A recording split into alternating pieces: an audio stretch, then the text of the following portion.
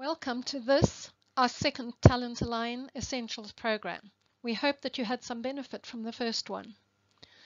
A number of HR departments have renamed themselves to human capital of late.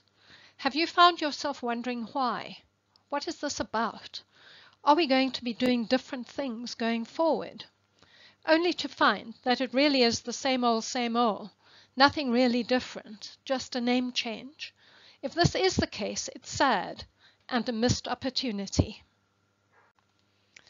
As usual with TalentAlign Essentials, I'm Gail Sturgis and the presenter of the series. First, a bit about me. I'm really an IT person who found myself very interested in the people aspects of IT.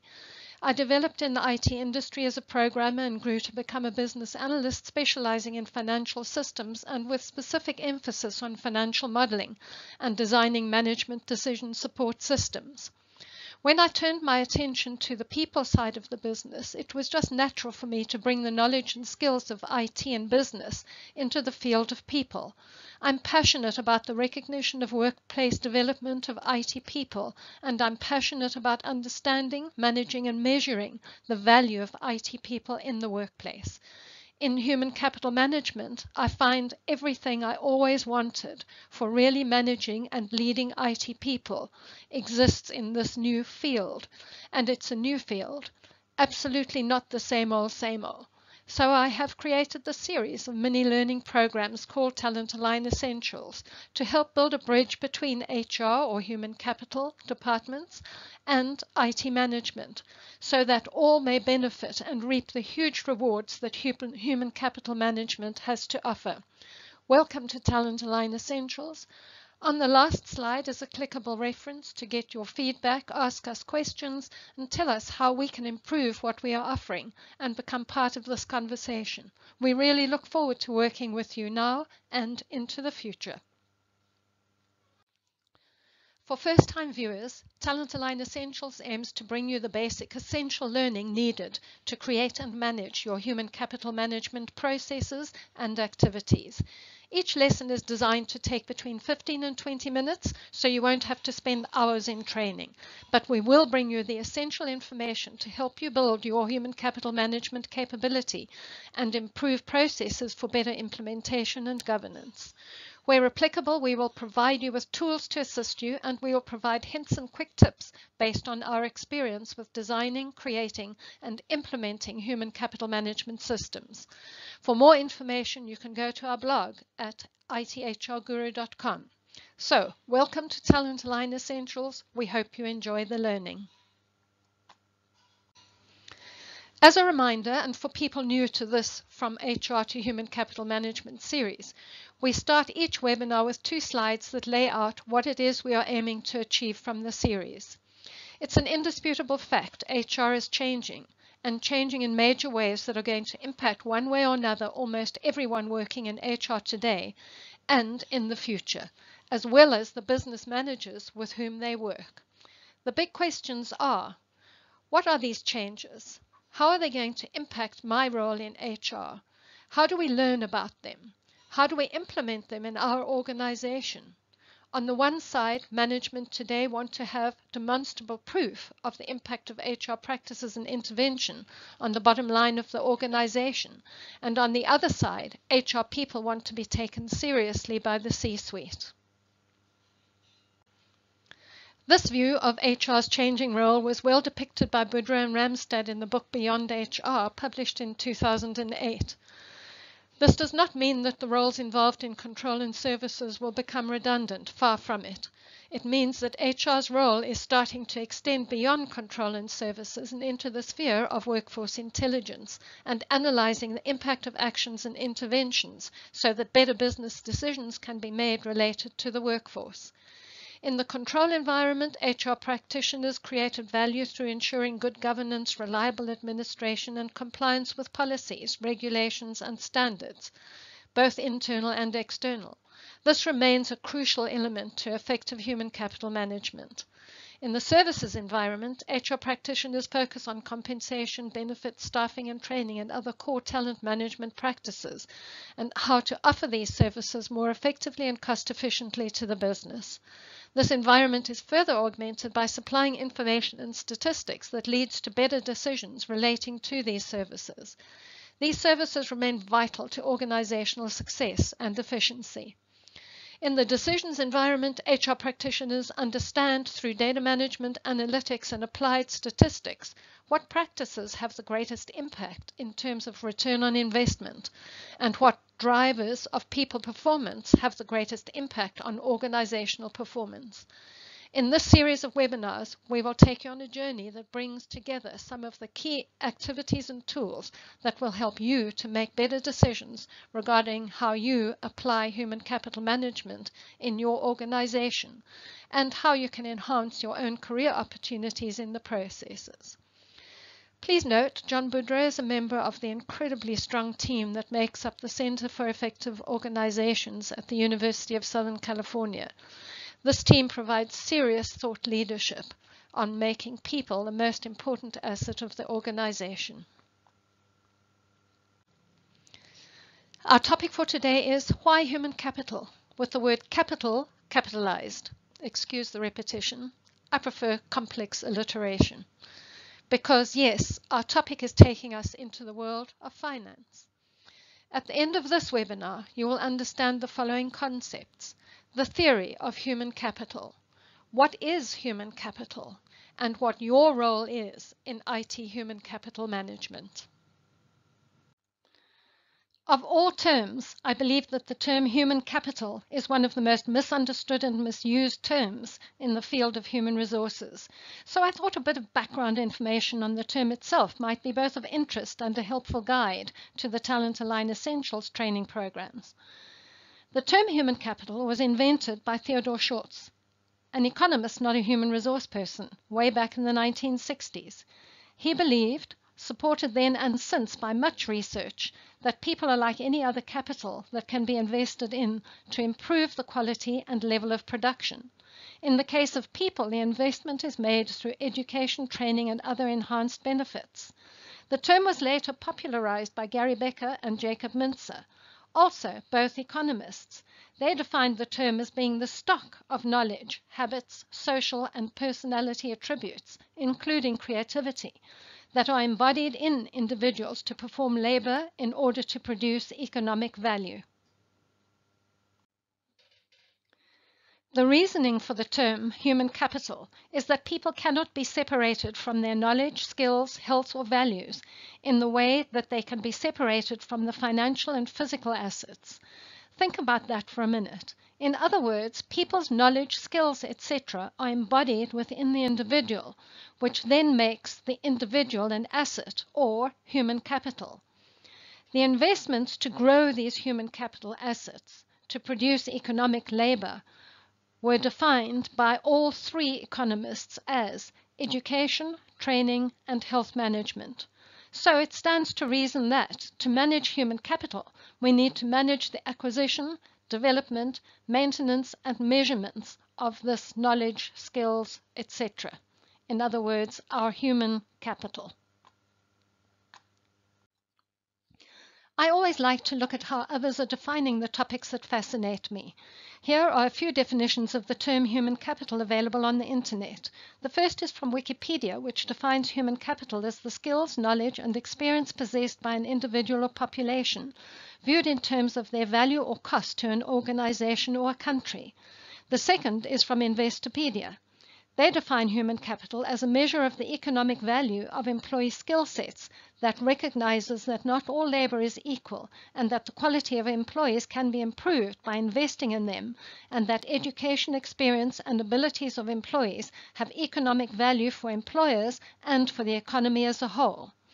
The last definition that we will use right now is from dictionary.com, which defines human capital as the collective skills, knowledge, or other intangible assets of individuals that can be used to create economic value for the individuals, their employers, or their community, and acknowledges that education is the investment in human capital that pays off in terms of higher productivity.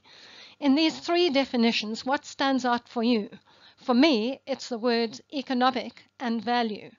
So, this is what we will focus on in this and all TalentAlign Essentials training programs: how to manage the economic value of our IT human capital. How does that sound to you? Please let me know. We saw from earlier slide that the term human capital was created and made popular by economists, not HR people. So why do we refer to human capital, and how is this different to human resource? The word capital is taken directly from the language of business and means wealth in the form of money or other assets owned by a person or organization or available for the purpose such as starting a company or investing. For human capital, this wealth is the knowledge, skills, abilities, attitudes, etc. of individuals or groups of individuals. Expenses, on the other hand, is money spent or costs incurred in an organization's efforts to generate revenue. Expenses represent the cost of doing business. Expenses for human capital would be clothing, housing, transport, etc. So, an important difference between capital and expenses is capital is used for the production of income, whereas expenses are used in the production of income. Can you see why the knowledge and skills of individuals are their capital used for the production of income, while clothing, etc., expenses used in the production of their income? Also, from a human capital perspective, more and more people in organizations today do jobs that are for the production of income, for revenue, and as such, they need to be managed differently. But more of that in the TalentAlign Essential on human capital strategy. For now, it's enough to understand the subtle difference. Do you remember how we defined capital, or assets as it's sometimes called? We said assets are generally recognized as being what the organization uses for the production of income. You'll often hear the term return on assets.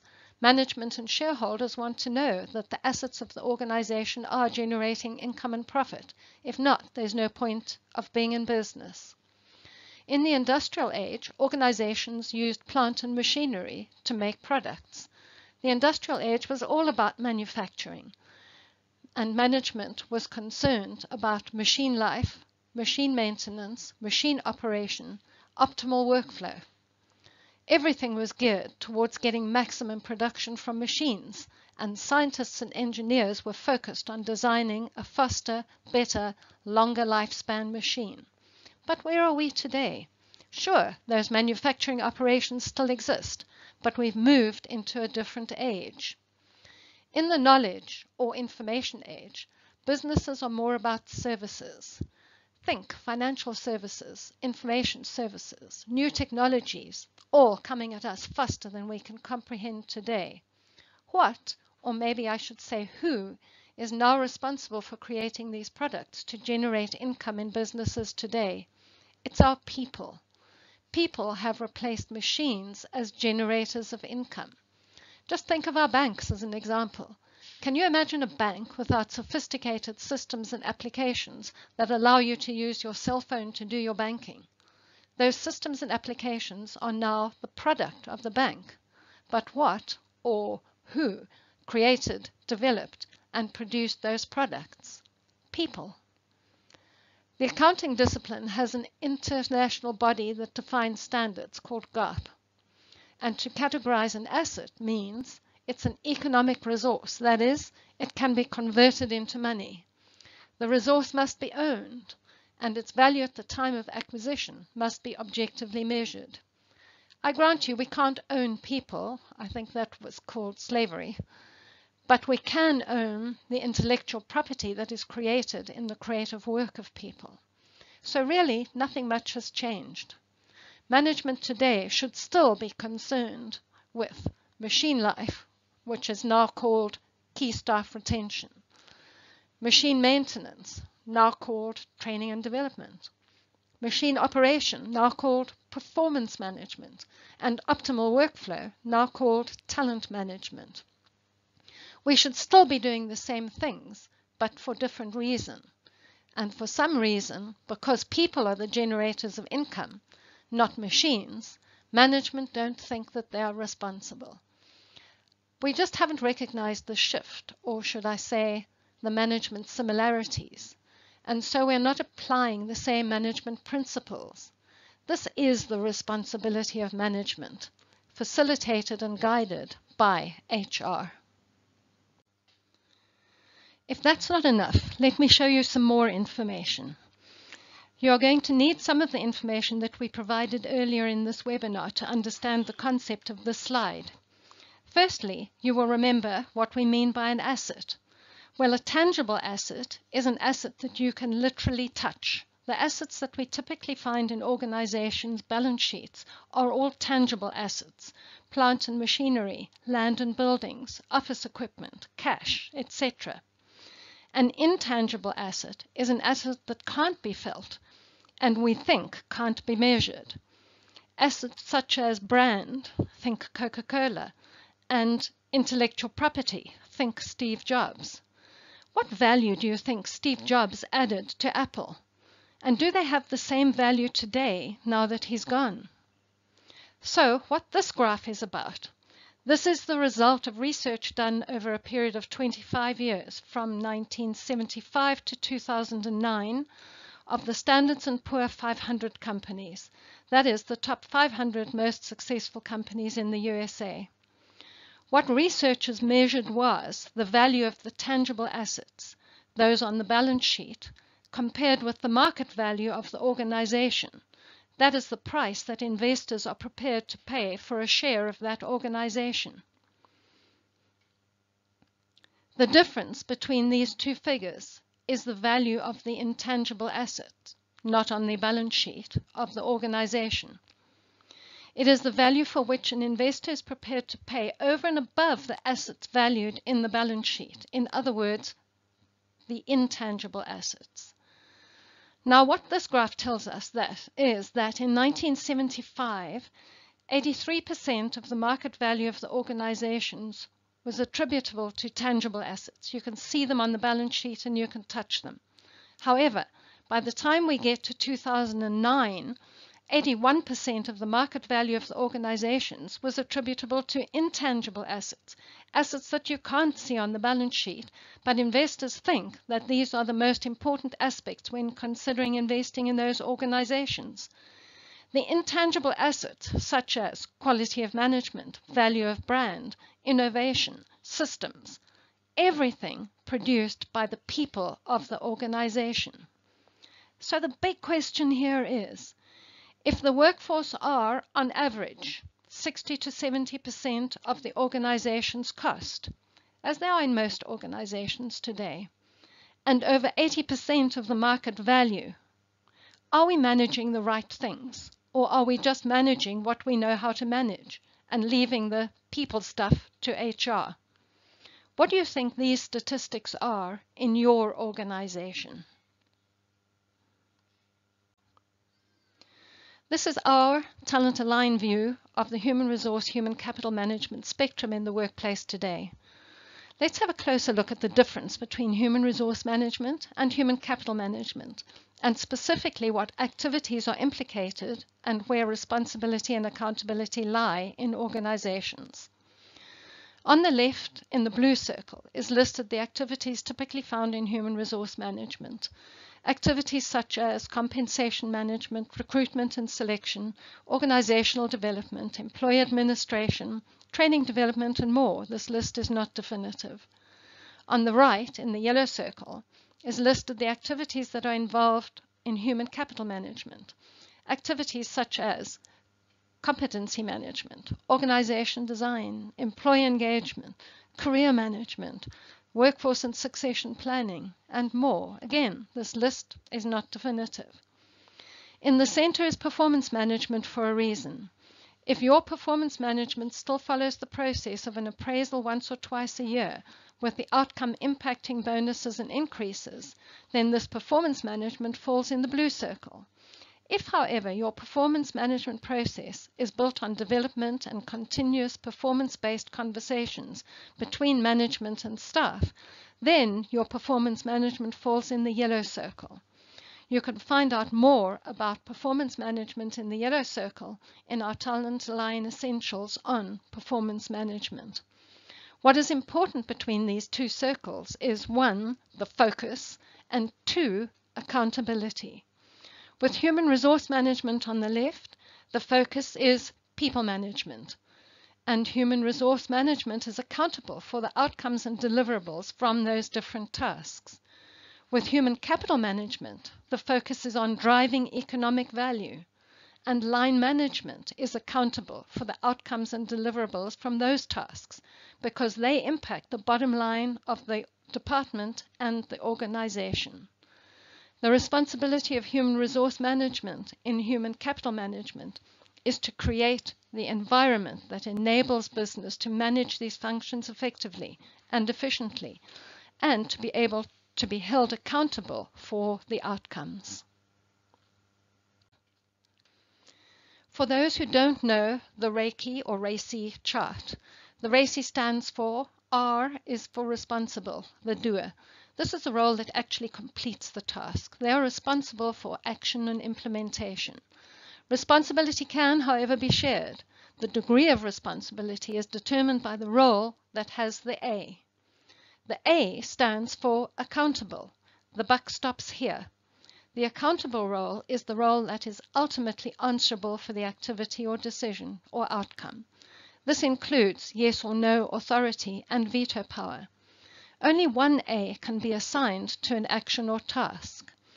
The C stands for consult. Keep them in the loop. The consult role, typically line management and subject matter experts, is to be consulted prior to a final decision or action. This is a predetermined need for two-way communication, and input from the designation position is required. I stands for inform. Keep in the picture. These roles need to be informed after a decision or action is taken. They may be required to take action as a result of the outcome. It's a one-way communication.